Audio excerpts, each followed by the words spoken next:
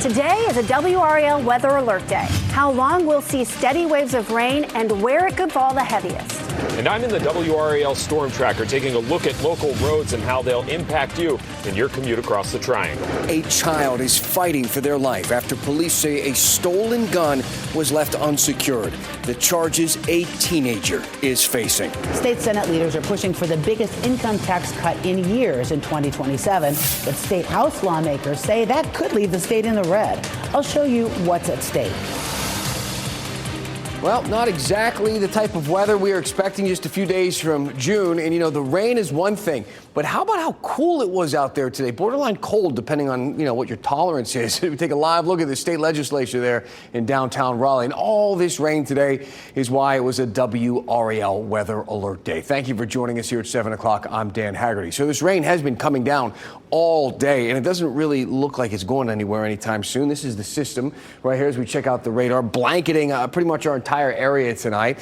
And that's why we got our team here at WRAL keeping an eye on things for you. The Storm Tracker out on the roads. That's Sean on the left. We got Brian in the live center over on the right, keeping an eye pretty much on everything. Been a lot of traffic problems out there today. But let's start with meteorologist Amy Wilmoth. So the system has been hanging out all day. Is it going to get any stronger at any point, Amy?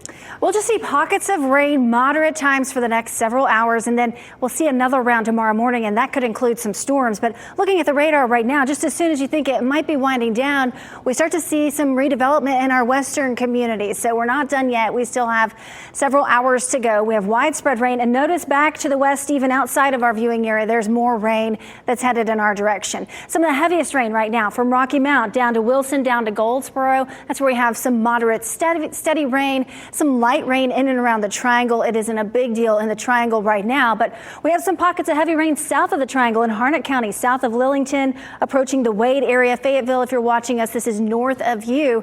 Not severe, but certainly when you see those yellows and oranges, it indicates some heavy rain. Look at how much we've had so far, about half an inch to even an inch and a half per radar estimates. So the heaviest totals have been in and around the Triangle area today. 59, the current temperature. Dan mentioned how it's a kind of chilly, just dreary, miserable day. It's actually been in the low 60s. That was it for the high temperature, and our normal high is 82 this time of year. So it has been a cool day. Keep the rain gear handy. Scattered showers will continue, and then we'll have another round tomorrow morning that could impact the morning commute. I'll have that hour by hour coming up. All right, Amy, thank you. I know a lot of you at home, man, it wasn't a pleasant drive home from work today. And Sean Gallagher can attest to that better than most people. He has been out in the WRAL Storm Tracker. Right now, you're on I-40 East in Raleigh. How are things faring? Yeah, it's a lot better than it was within the last couple of hours, Dan. I'll give you a look from up above. You can see it's still rain covered, obviously, on that camera. I'll give it a wipe with the windshield wiper there. But a lot better than it was. The rain's not really coming down. It's really just misty, which can make it pretty difficult to see the roads about a mile or so down. But you can see some brake lights up ahead. So visibility's not the worst. But take a look at what we saw a little earlier today. This was around 4 o'clock on I-85 in Durham County, where the road was completely shut down in the northbound lane, and it's because this truck crashed there. You can see kind of on the side, the driver's side, it was sheared off. I have reached out to Highway Patrol just to see if they could provide us with any information about that crash, to see if anybody was hurt or anything like that, but I'm still waiting for a response from them. But that all cleared up in about an hour. But back out here live, eastbound on 40 looks pretty good right now. We're past the main evening rush, so things are going pretty smoothly. But all around, Dan, a very messy commute this evening. Certainly. All right, Sean, thank you. Let's send things over to Brian Schrader now. He's been spending a lot of time on TV tonight, Brian, because every time we seem to go to you, you're listing backup after backup, crash after crash. It has been pretty wild out there tonight, especially during that commute. It was really messy during the evening commute, but some good news. Things are starting to ease up quite a bit. Take a live look at I-40 at South Saunders Street there, and you can see the roads are wet, but we're not seeing the kind of traffic volume we were seeing earlier this evening. Here's a live look at the south side of Durham on 40 eastbound just before you get to 55. We had a crash that caused some big problems earlier in the commute. Still see a little activity there on the right shoulder from that earlier crash, but you can see traffic's flowing a lot more freely. And for the first time since about 4 o'clock this afternoon, Looks like everything's pretty much green on our live traffic sensors, Dan. All right, we can celebrate that. Thank you. Hey, everybody at home, stay on top of the forecast with WRAL. We have weather updates on WRAL News Plus. Those happen every 10 minutes. You can also sign up for push alerts to go straight to your phone, and that is free to download that WRAL app. So this is no other way to say it, just a really tough story, this next one. Tonight, we know that a 2-year-old child is in critical condition after getting a hold of an unsecured gun. This happened last night at a home on Nelson Street in Rocky Mount. That is where we find WRAL's Aaron Thomas tonight. Aaron, the uncle apparently is the one who facilitated this weapon, just a 17-year-old, and is accused of stealing that gun. Am I right there? Yeah, that's correct. It's kind of mind-blowing when you think about the age of that 17-year-old that had not only one, but we're told 2 guns. And one of those guns was reportedly stolen from the town of Cary, which is more than 50 miles from where we are here in Rocky Mount. We've been trying to speak with several neighbors about what took place at this home behind us where that car is parked in the driveway. One neighbor telling us they remember seeing up to 16 police cars responding to that shooting last night. A rainy but calmer scene this evening compared to what Rocky Mount police responded to Monday night. Police say a 2-year-old child was accidentally shot after getting an unsecured gun that belonged to their 17-year-old uncle. The 17-year-old facing a number of charges, including possession of a stolen firearm, failure to store a firearm to protect minors, and 2 counts of possession of a handgun by a minor. Captain Walter Keeter with Rocky Mount Police says this unfortunate situation serves as a reminder for owners of firearms to bear more responsibility.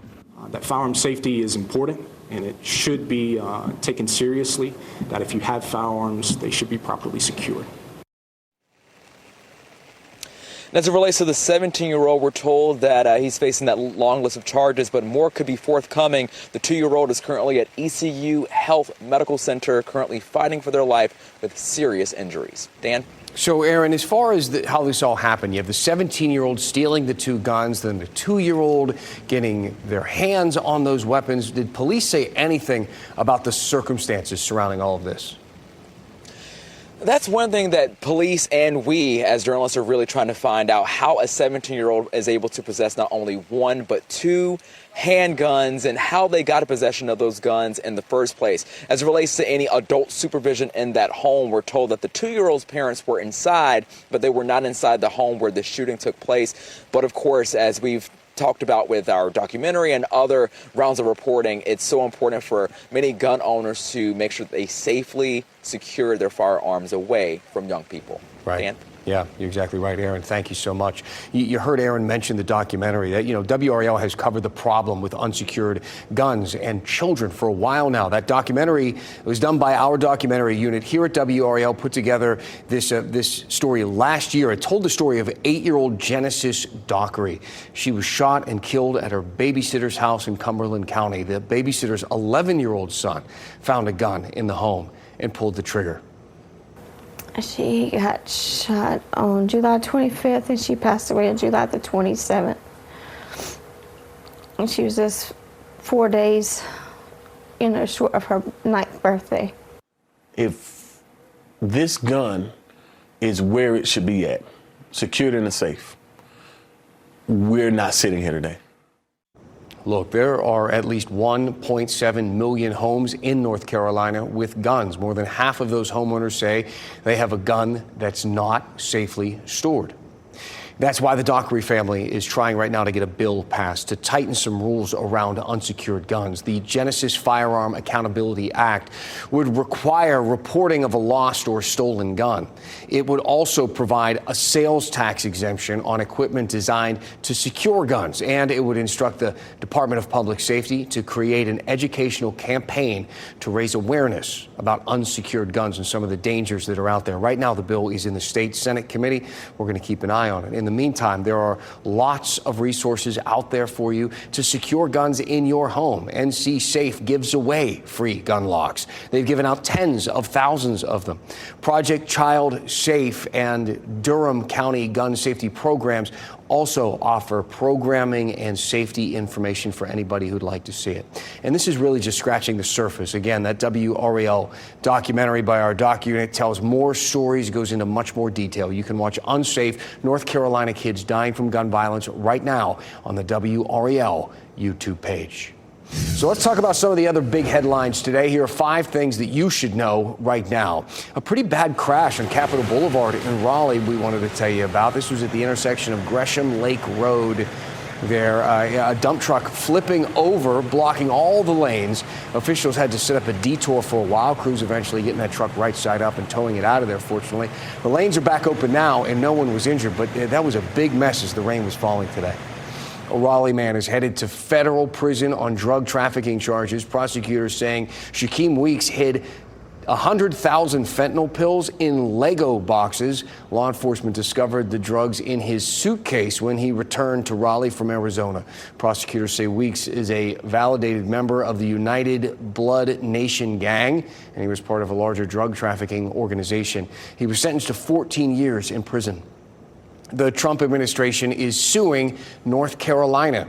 They say the state board of election violated federal election rules. These are actually pretty similar to the claims from the Jefferson Griffin case involved with the state Supreme Court race.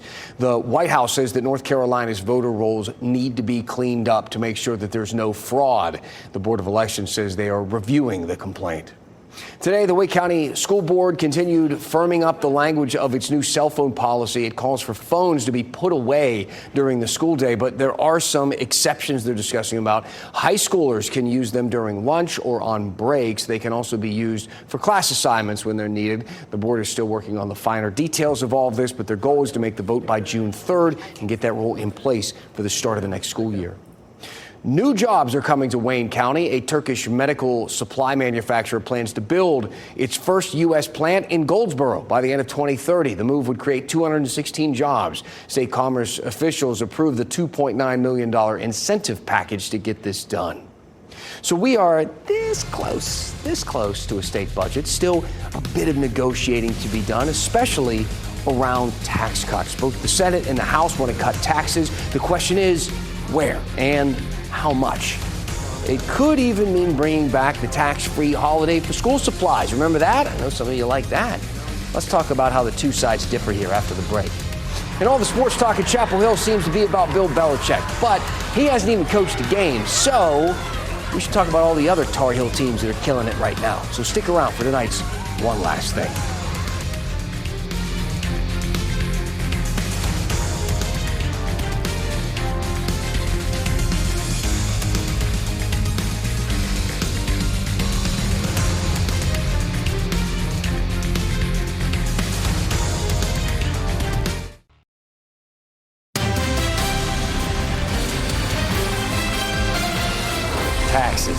Taxes. So state lawmakers right now are in the negotiation stage. They're trying to reach a compromise on a spending plan for the next 2 years. And one of the big differences that they're dealing with is how to iron out our tax cuts. Now, they've already agreed to cut income taxes next year by 0.25%, but the Senate wants an even bigger tax cut the year after that. WRAL Capitol Bureau Chief Laura Leslie shows us what's at stake. What would you do with an extra $186 in your pocket every year? Well, that's how much the average taxpayer would save under a Senate tax cut proposal in 2027. But economists warned the state may not be able to afford that. For the average taxpayer making $50,000 a year, the Senate plan would mean an extra $186 a year. That's about $15.50 a month. To a dad like Carrie Thomas, every dollar helps. What could you do with $186 a year? Probably groceries or something like that, but no money is free money. It would not be free money. The cut would mean the state would give up about $2 billion a year, or just over 5% of its budget. The budget experts who work for state lawmakers say that would leave the state with a budget shortfall. Unlike the federal government, North Carolina cannot have a deficit, so there would likely need to be some cuts to government services like schools and roads. Thomas doesn't like the sound of that. that. I know that there's a lot of trouble with the Department of Education right now, and I've got 2 little ones, so I'm team education. Republican Senate Leader Phil Berger doesn't believe the economic forecast. He thinks the state will grow faster than economists say, and any money the state doesn't need should go back to taxpayers. But Democratic Senator Natalie Murdoch says the state does need that money. That's $2 billion we could use to preserve Medicaid expansion, to provide more relief out west, to support education. There's also the threat of cuts to federal funding as President Trump looks for ways to pay for federal tax cuts. Environmental engineer Matthew Upperly works with a lot of people in government. He says $186 a year would be nice, but I'd prefer to keep the services intact. If there's going to be more uncertain funding coming from the federal government for certain services, I think I personally would prefer to keep sort of the state budget more stable. that's the thinking among state House Republican leaders as well. They want to put any future tax cuts on hold for right now. They'll have to come to some compromise with Senate leadership to come up with that final budget deal. Laura Leslie, WRAL News, Raleigh. Well, thank you to Laura. Amy Rolmuth joining us now. But where do we start? Because I guess it depends what your poison is. Most of the time, the rain would be the headline today because it pretty much rained all day long, caused a bunch of problems on the roads and that sort of thing. But for me, it was the temperature. I couldn't believe how cold it felt today. We're in the upper 50s now. We got to 61. That was the high so far for the day. It's the coolest we've been in this late in the season since I graduated high school. I'll just go ahead and say it. 1997. I was going to say that wasn't that long ago, was it? 97, yeah, it's a long time ago. Yeah, so it was definitely unusual. The cool temperatures, the rain combined, just kind of not a very nice weather day out there. And we still have the rain out there right now. Numerous showers, no storms, but we do have some pockets of heavier rain in our southern communities. We'll zoom down to the south here, just north of Fayetteville, so northern Cumberland County, southern Harnett County. We have some heavier rain that's moving toward the Dunn area, perhaps clipping the southern part of Johnston County in the next hour or so. Look how dreary it looks here in Apex, a live look at Apex, and it is just gloomy with the light rain still coming down. But some good news for tomorrow. We have improving weather. The first half of the day, we have a decent chance for showers, maybe even a rumble of thunder. But by lunchtime, it's about a 30% chance for rain. And in the evening, it'll be just a 20% chance for rain. It'll be a little bit warmer too, 75 for the high tomorrow. Still below normal. But we'll track this hour by hour for your morning commute. Plan for some extra time. We'll have a 50% chance for showers and maybe a few isolated storms. So I think it could be a little bit tricky for the morning commute in spots. Temperatures will be in the low 60s. We'll show you this in a map form with Futurecast hour by hour tomorrow, overnight tonight and tomorrow. 11 o'clock tonight, we'll have a little bit of a break in spots, but we'll still have some rain on the radar. Overnight tonight, we'll have some scattered showers. And then this is around 6:15 tomorrow morning. A little bit of a break for some of you, but that rain starting to fill in by about 7, 8 a.m. Scattered showers. And notice how there's some reds and oranges. Again, we could have a rumble of thunder or two in the morning. By about 10:15, the focus is in our eastern communities along I-95, and it starts to move out slowly. Still at lunchtime, it's mainly our eastern counties. We have a front that's going to be approaching, so can't rule out an isolated storm later in the evening. But again, it's just a 20% chance. So maybe you're headed to Lenovo for the Canes game. You're going to do some tailgating. Rain chances are very low tomorrow afternoon. We do have a level 1 severe risk tomorrow for our southern counties, so an isolated severe storm possible in our southern counties where it'll be a little bit warmer. So hour by hour, plan for rain the first half of the day, and then it tapers off just in time for the evening commute. 75 for the high tomorrow, so feeling a little bit closer to normal for the high temperature tomorrow. We have our eyes on Friday. Potential for some severe storms were already highlighted from around the triangle and points to the south. Friday, late in the day, we have a cold front that's going to move through, so severe storms will be possible. We'll start to get high resolution model data tomorrow, and we'll also have an updated severe threat, the risk from the Storm Prediction Center for Friday tomorrow as well. So be sure to tune to WRAL at 4:30 in the morning, and Elizabeth will let you know if we're put under a risk for severe storms. But very unsettled weather continuing. We have storms in the forecast Thursday, Friday, and we added the chance for a storm or two on Saturday as well. Sunday looks like the pick day of the weekend, dry, mostly mostly sunny, 84. And then next week, it looks like it's going to be pretty nice to kick off the work week. It'll be warmer. We'll have sunshine. And the rain chances are gone as well. Back to that summer feel. Yeah. On Saturday, with that little chance of rain, is that going to be something people need to worry about for their plans or anything? Or as of now, Kat and I were talking about it. I wouldn't cancel your plans for outdoors on Saturday. It's a small rain chance later in the day. It doesn't look to be widespread. You can tell that it's like a short week because it's Tuesday and I'm already asking about the weekend. The weekend, you're you know what I looking mean? forward Like, to it. let's get us there. All right. Thank you, Amy. So coming up, we have talked a lot about UNC football, but why don't we take a break for just a moment? Talk about baseball and golf and lacrosse and, all the other sports that UNC seems to be crushing it at right now. One last thing for you in about 2 minutes.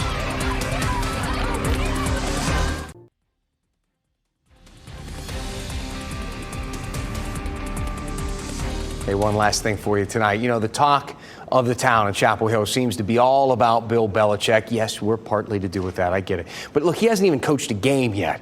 And we still have no idea if the team's going to be any good. They probably will be. He's a good coach. But in the meantime, let's talk about some Tar Heel teams that we know are successful. And let's start with these champs right here, the women's lacrosse team. Over the weekend, they won the national championship. And not only did they win the biggest game of the season, they won every game of the season. The Tar Heels won a perfect 22-0. Congratulations. Then there's the UNC baseball team. They won the ACC championship over the weekend, crushing Clemson 14-4. Looks like a weird football score. Not only do they get a trophy for that, but they get to host the regionals in Chapel Hill, and they're going to be playing for a chance to win the College World Series. Then earlier today, UNC golfer David Ford won the Haskins Award. That's the prize given to the best college golfer of the year. Ford's only the second Tar Heel in history to earn this honor.